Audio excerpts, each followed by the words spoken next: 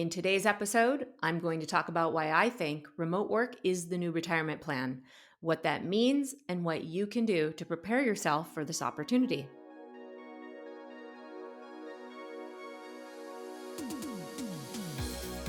Welcome to the Remote Work Retirement Show. I'm your host, Camille, and this is the only show dedicated to remote work for semi-retirees, people leaving the workforce, and people working in retirement to help them have the peace of mind that they can live how they want without running out of money. Remember when people thought that the mobile phone was a passing fad? If you were around in the 80s or you saw some crazy 80s movies, you might have seen those people who carried around a giant brick of a phone. And we thought that was ridiculous and that it would never catch on. My dad actually had one of those car phones that he would use, and it just didn't make a lot of sense at the time. Now, of course, we know that's changed radically. Also, other things that people thought were a fad were things like the personal computer. Why would everyone need a computer in their own home? Or even the internet, for that matter, looked like something that was maybe going to come and go.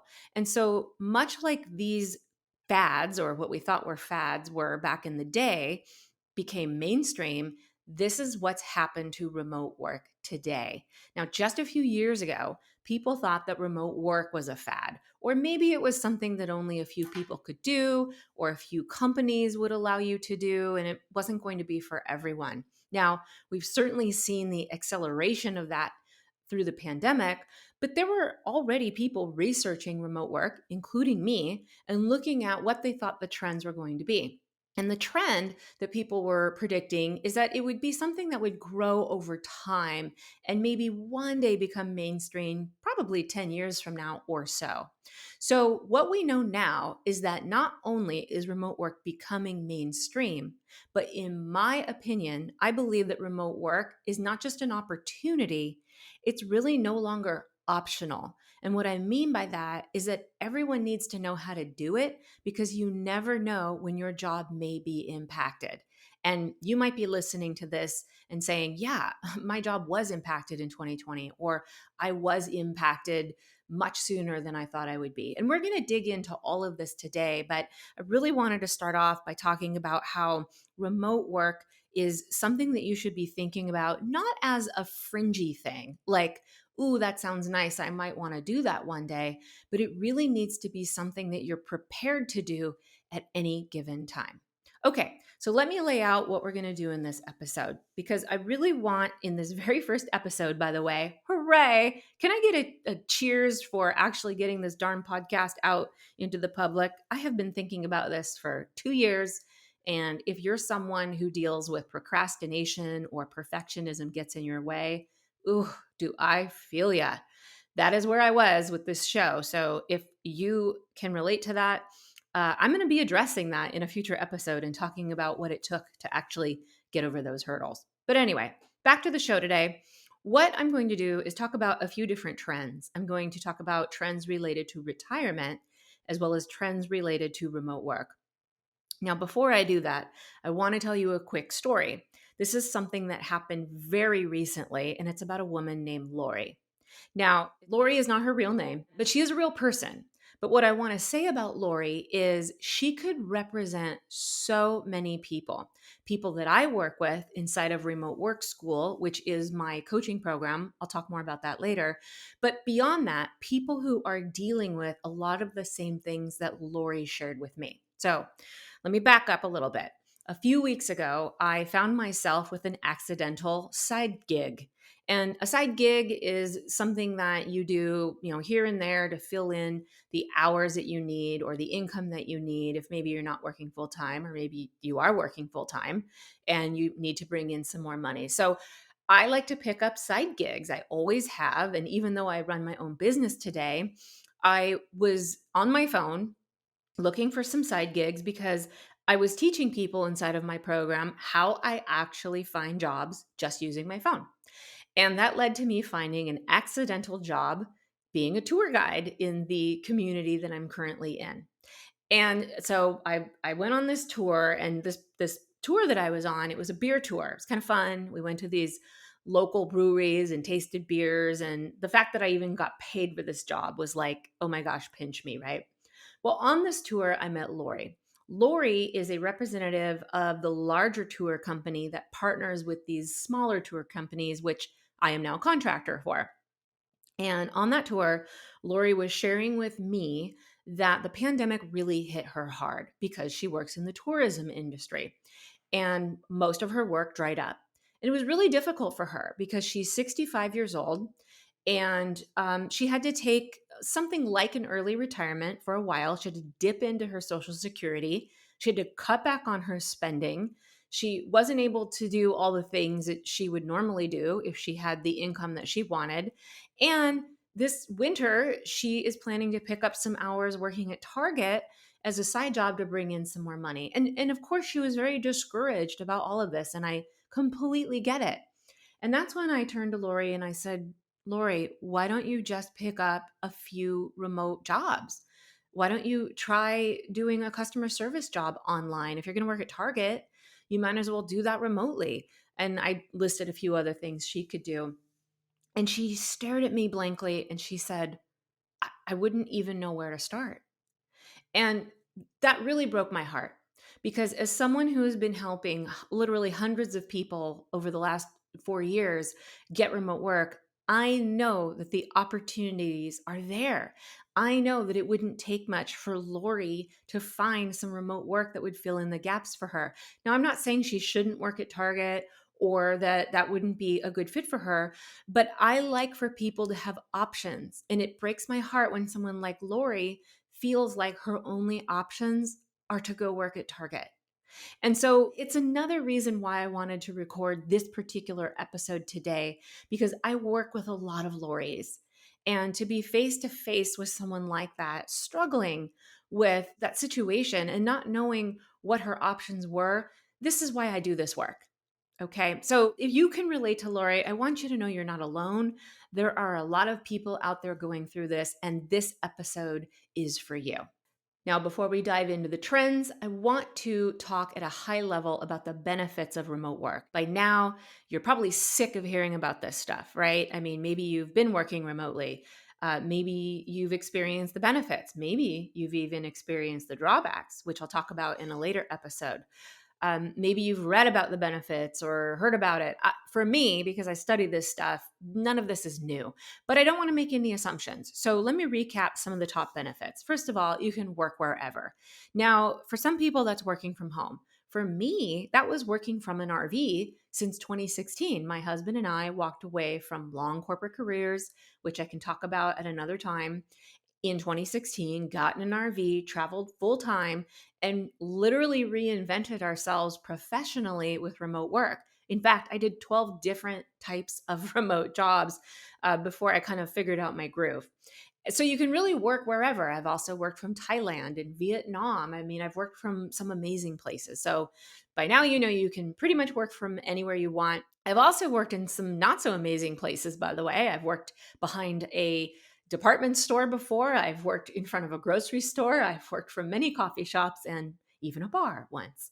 So anyway, you can work anywhere. Now, some other things though that people maybe don't think about are things like there's better self-care with remote work. Depending on the way you do remote work, you can work the hours you want potentially, the schedule you want potentially. Heck, you could take a nap at 2 o'clock in the afternoon. Sometimes I do that. And there are data that talk about that people who work remotely actually have less stress for a variety of reasons, right? Working in an office can be stressful. Working on site, just the commute can be stressful, which brings me to another benefit. There's less of a commute. And so that can save money in gas, especially right now with gas prices being so high. But it's also really good for the environment. The average remote worker reduces their carbon footprint by approximately 1,800 pounds by working remotely. So there are some really good things about remote work in terms of the environment. Also, it costs less for employers when they have employees working remotely. It costs less in office equipment. It costs less in having building space. So it's good for both the employee and the employer. And actually, there are studies that show productivity goes up, not down, which is what employers feared before they were forced to actually have everyone work remotely. Now, remote work can be really good for people with all kinds of different situations, which of course today I'll be talking about people heading into retirement or who are semi-retired, etc. But it can be good for people with disabilities. It can be great for people who are working through some mental health issues. And so all around, we see that remote work can bring enormous benefits to all kinds of people in all kinds of situations. Now, I just listed a few benefits. There are even more than that, but that's not really why we're here today. We're here today because I want, again, to make the case about how I believe remote work is the new retirement plan. So let's dig into some of the trends that I have been studying and that really have caused me some alarm. Now, I'm not here to alarm you. I'm going to definitely leave you with all the positives and all the good news. I'm someone who really deals in reality. Like, I'm someone who looks at things and says, what are the impacts of this trend? And so I want to share that with you today because you might relate to some of these things, or you might even be experiencing some of these things. And this is why I think it's important to take an assessment of where you are and then consider if remote work is the right step for you. So let me talk at a high level about the 4 trends related to people who are approaching retirement or in semi-retirement. Number 1 is ageism. The second trend would be a shortfall of retirement savings or retirement income. The third trend is people living longer. And fourth would be the pandemic, of course, which you're already probably familiar with. So let's talk about ageism. What is it? Well, ageism is when people hit a certain age, some companies, not all, start to figure out how to potentially manage them out of the company. Now, I should probably back up and tell you that I've worked in HR. I come from many corporate environments where I worked in various parts of HR. So I know what ageism looks like. And it's a tough thing to prove, honestly. Companies don't come out and say, hey, you've reached a certain age, so we need to let you go. It doesn't work like that. There are other ways that ageism can take place. Now, I'm not saying in every situation that it's always ageism or that's what's happening. But I do want to illustrate that there are ways that ageism can happen that a company can kind of get around it looking like ageism. So, for example, I've worked at a few companies where layoffs have happened. And sometimes those layoffs will happen at the upper levels of management. Well, who usually works at the upper levels of management? Lots of people who have been in that job or that company for a long time who have reached a certain age. So, sure, you could argue that that's more salary based. Maybe those people are getting paid more money. But at the end of the day, they got to that position by working as long as they did. And so it could be considered a form of ageism if there's a group of people being let go during layoffs that are kind of around the same age or approaching retirement. So that's what ageism could look like. There are other ways that it could happen. It could be where suddenly the job gets harder and you're not able to keep up. Maybe that's by design, maybe that isn't by design. But at the end of the day, these are some examples of how ageism can happen. So it's really no surprise that an AARP survey showed that 78% of older workers experienced ageism in the workplace, or really specifically in 2020. So you are probably listening to this. If you're in this age range or you've experienced something like this, then I'm probably preaching to the choir. There's nothing new about this. However, when we look at some of the other trends I'm going to talk about today, when you take ageism and you combine it with some of the other trends out there, then this is what leads me to say that remote work can be a solution to ageism. There can be some anonymity in remote work, meaning you don't have to go to an office every day. Maybe you don't have to work with people every day, and there's potential to work your own hours. So remote work can be something that could be considered a solution, maybe not the full solution, but a solution to ageism. And I'll dig more into this later when I get into some of the benefits, the good news on this podcast, right? Now, the second trend that I want to address today would be the lack of savings or the lack of retirement income or investment income that people have. Now, I am not an investment advisor. I'm not an expert in investing.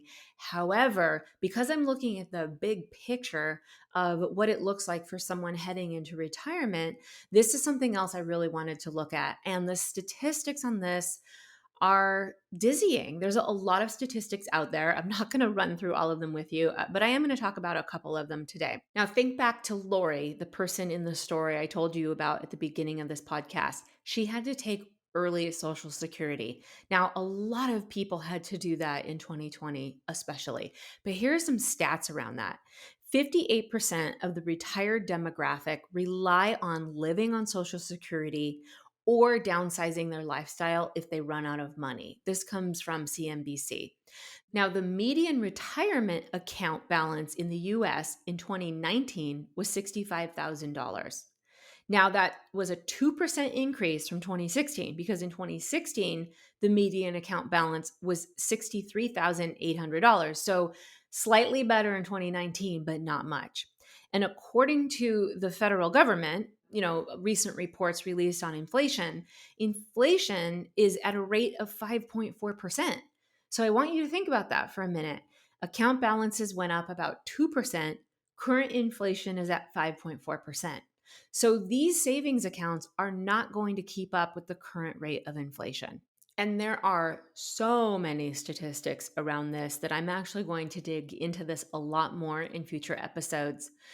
And this is personal for me, by the way. I should mention there are people in my own family and friends of mine that I have seen be impacted by a shortfall of savings or retirement and have to work well into their so-called retirement years, which I don't even think that's a thing anymore. I'm going to talk about that at the end of the episode, actually. Now, this brings me to trend number 3, and that's people living longer. So that's good news, right? People living longer. Hooray for that, thanks to things like modern medicine and better health. However, when you combine, again, trend number 1, ageism, and trend number 2, a shortfall in savings and retirement investment, well, the fact that people are going to live longer on average, you're going to end up with a gap in the income. And this is a concern, of course, because that means you're going to have to cut back on how you live, just like Lori had to do. And you have to probably curtail some things in your lifestyle. Heck, you might even have to sell some assets that you're not ready to sell. And according to the Society of Actuaries, there are people who will live 20 years more than when they actually retired.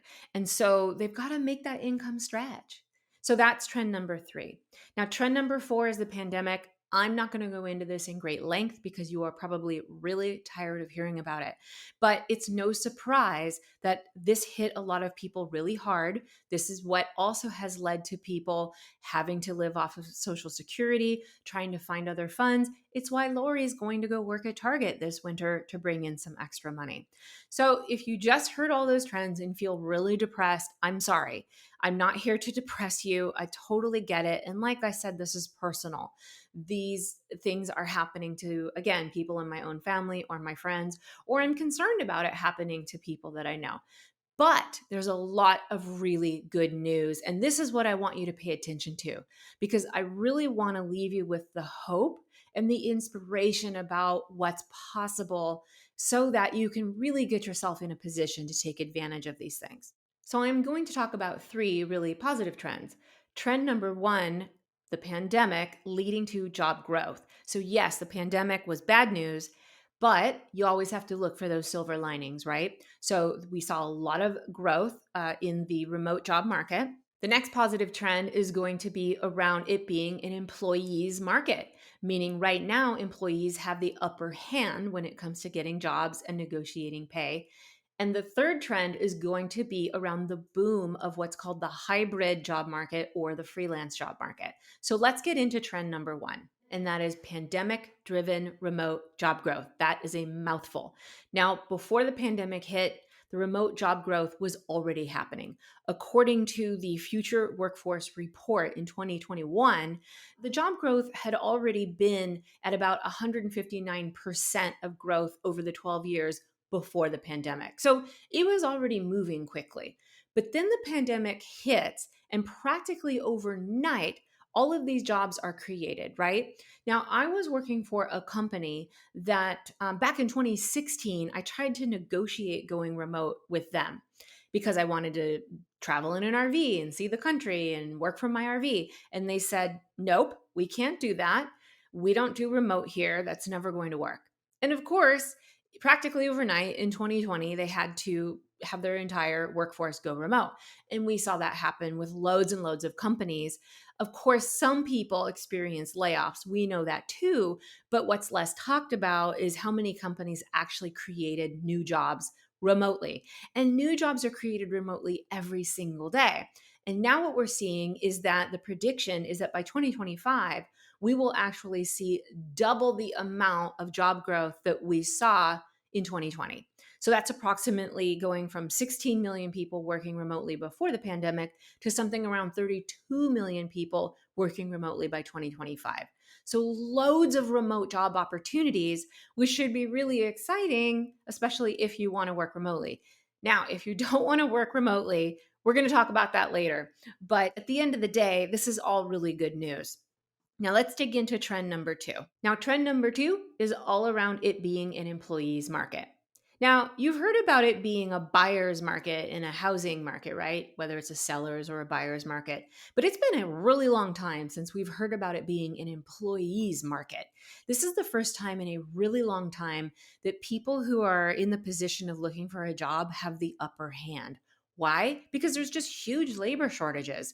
You've probably read about it or heard about the great resignation in October of 2021, September of 2021. We're continuing to see this trend where people are just taking stock about what's important to them and how they want to work and where they want to work and how they want to get paid. So it's a really good time for employees to have the upper hand. So again, when you combine this with trend number 1, more job growth creation remotely, but not enough people to fill those jobs, that actually is good news for you because there are more opportunities to take advantage of. Now, trend number 3 is something you might be less familiar with, and that is the boom in what's called the hybrid workforce and the freelance workforce. Now, a hybrid workforce is when companies are allowing people to work partly remote, partly in the office. A model, to be honest, I don't know is really going to last that long because at the end of the day, people really want choices, right? They either want to work from home or wherever, or work in the office, or be empowered to decide when they want to do either or, right? However, there is a boom in the hybrid workforce, along with so many more people leaving the workforce to work freelance jobs. So, here in a January 2021 Forbes article, 2 million workers joined the freelance economy, raising the percentage of American workers engaged in freelancing full time by 8% to a total of 36% of people working freelance. So, this is really good news for 2 reasons. Reason number 1, freelancing is becoming more mainstream, and there are more people that are establishing freelancing as a normal way of working. And number 2, there are more companies actually hiring freelance workers. So if you're someone who says, I want to work remotely, but I don't know if I want to work full time, I don't know if I want to be employed, well, then there are just as many opportunities to work as a freelancer or work as a contractor and either work on your own or get hired by a company to work as a contractor, then this is really good news for you. And I think this is an especially great option for people who are semi retired or who want to work part time, who want to set their own hours, and quite frankly, who I believe can use their existing skills to repackage to offer some type of freelance service. I'll talk a lot more about that in future episodes. So, those are the 3 really positive trends that are all happening right now. So, a couple of other things I want to address before I give you some tips and then conclude the episode. There is no one right way to work remotely. So there's a lot of hype out there right now where people are talking about you should start a business. Everyone should start a business, an online business. And while that might be a great option for some people, I don't think it's the perfect option for everyone. So don't feel like there's only one way to do this. And maybe you're someone who says, well, I want to start a business remotely. Fine, you can do that too. What really this boils down to is there are so many options. You can work full-time remote, you can be employed by somebody, you can be employed by yourself, you could start a business. Heck, you could hire your own contractors and start a small business. There's no one size fits all. And for me, I find that really exciting. The next thing that is really positive is that the barriers to get into remote work or even an online business are really low. You pretty much only need a computer. Maybe you might need some other technology. Like if you travel like I did, you might need some other extra little internet. Talk about that another time. You might just need a mobile phone, right? So the barriers to entry are low. And that's true whether you're going to work for someone else or yourself. Because if you want to work for yourself, there's not a lot of overhead costs, especially if you're remote. Again, you don't need buildings, you don't need office equipment, you don't need a huge amount of capital to invest. You have to invest some time and you might need to learn some things, but we're not talking about that. I'm just talking about straight up investment of money. And then lastly, this is really big and really important. You have more skills than you think. This is one of the number one things that people tell me. They say, Camille, I would love to take advantage of all this remote work stuff, but I don't think I have the skills. And I am telling you, you have way more skills than you think. If this is something you're worried about, you have loads of experience. You have a proven ability to do lots of different things, tasks and jobs, and probably many jobs in probably many industries. And you have what are called transferable skills. And these are things that you can transport from one job to another, from one industry to another, or from one location to working remotely. So, if that excites you, I want to give you some next steps for you to think about or do. If you're someone who falls into the camp where you're doubting your skills and you're thinking, I don't know, I just don't know if I can work remotely, a couple things. Number one, I want to leave you with some inspiration. I talked about people in my family a couple of times in this episode, and I'm not going to tell you who they are because they're like, please don't say it was me, perhaps. But these people are in their 70s. And before the pandemic, they were working on location. They had to drive somewhere or be somewhere at a certain time. And they really did not want to work remotely. They were afraid of it. They didn't know how to do it, all that stuff. But they were forced into it. And I'm happy to say that both of them not only learned how to work remotely, but now have figured out another source of income because now they have options. It's really all about having options. Do they want to do it 100% of the time? No, because they like people and they want to be in person.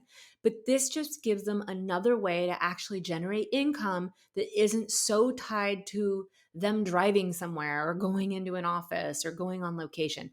Remember, for me, it's all about finding ways to have choices and be empowered. So, number one, I wanted you to have inspiration. Number two, something more practical is do a skills inventory. It's a really good idea to do a skills inventory so that you can see all of the things that you're good at on paper. This will give you a more objective view of what you're good at and things that you can really capitalize on if you want to, work for yourself or somebody else. The other thing you need to think about is what does your ideal remote workday look like? Do you want to work full time? Do you want to work part time? Do you want to set your own hours? I was talking to a guy in my program who said, Camille, I really would rather work from 6 to 9 o'clock at night because I want to go fishing in the daytime. And quite frankly, I said, well, you've earned the right to do that. So let's figure out what makes sense for you. What is the right type of remote work that will allow you to work from 6 to 9 p.m. at night, right? So that's the second thing I want to tell you is figure out what your day looks like because that will give you a lot of clarity about what remote work types will actually fit your needs. Number three is decide your financial and even your mental risk tolerance. So what I mean by that is, do you have money that can get you through? Like, for example, do you have some savings? Do you want to take some time to really figure out a business, right? It might take some time if you're going to go at it alone and develop your own business to work remotely. And you might need a little bit of time. So you really do have to take stock of your financial situation. Additionally, though, think about your mental and emotional health. Like, is it easier for you to just go work for somebody else? Would having a pay check coming in every 2 weeks give you peace of mind? Because that might suit you better. And if that suits you better, then don't even bother with starting a remote business because that may take some time, that might cause some stress, that has some unpredictability. So really think about that because again, that'll lead you to the right decision on the right remote work for you. And then lastly, this is just a little maybe a pep talk. Stop undervaluing yourself. I just see people all the time that say things to me like, I've never worked remotely, so how could I do it? Or I don't have the skills to work remotely, so I probably have to take a pay cut. Or maybe they say, who's going to hire me at this point? I've had a long career. I've worked in one type of job or industry, and maybe I'm 55 years old at this point. Am I even hireable? And this is what I want to tell you. Yes, you are hireable. Why do I know this? Because I've seen it with hundreds and hundreds of people inside of remote work school. Again, I mentioned that at the beginning of the episode. That is my coaching and online program. I've seen this literally with hundreds of people who really doubted themselves, who didn't need to. And so, yes, it's possible. I've seen it. The statistics are there. I've seen it with different people in my family, and I've seen it with members in my own program and the clients that I help. Maybe that's not you. Maybe you have all the confidence in the world. And if you do, then hats off to you. But I can tell you about 9 out of 10 people that I talk to, these are some of the concerns they share with me. In this episode, I talked about why I think remote work is the new retirement plan. Now, can I just say, what the heck does the word retirement even mean anymore? It used to mean that you would be done working at a nice age of 55, maybe 60. You could finally do your hobbies, spend time with your grandkids, and that is just not realistic anymore. I outlined that in this episode.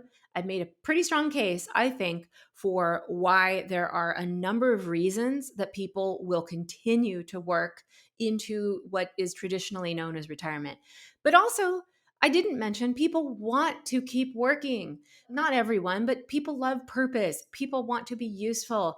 People get a lot of satisfaction out of working. Heck, my stepmom, who is I shouldn't say this, who's in her 70s, is going back and becoming an actress, something she did in her 20s.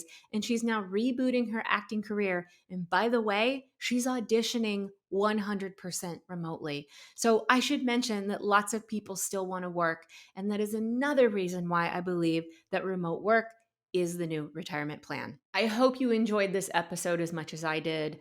In future episodes, I will dig deeper into everything I've talked about today, all things remote work, all things retirement, and more. Until then, if you're looking for additional resources, you can sign up for my free training, How to Get Remote Work to Have the Income to Enjoy a Flexible Lifestyle Without Running Out of Money. Until then, thanks for listening. Now let's get back to work.